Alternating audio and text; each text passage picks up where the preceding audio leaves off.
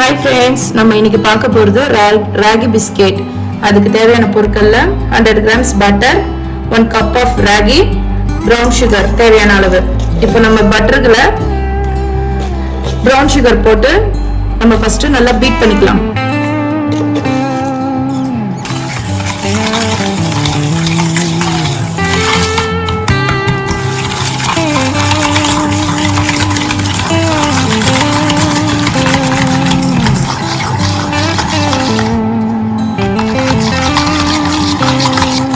நம்ம இந்த அளவுக்கு பீட் பண்ணதுக்கு அப்புறம் இப்போ நம்ம ராகி மாவை சேர்த்துக்க போறோம். கொஞ்சம் கொஞ்சமா சேர்த்து நம்ம கையாலேயே அப்படியே பிசைஞ்சிக்கலாம்.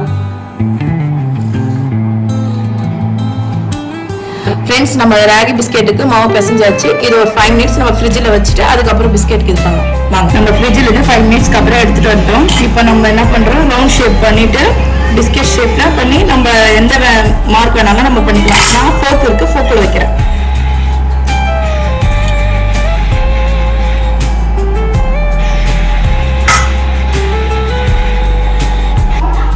ஃப்ரெண்ட்ஸ், நம்ம இப்போ இதை ஏர் ஃப்ரையில் செய்யலாம்.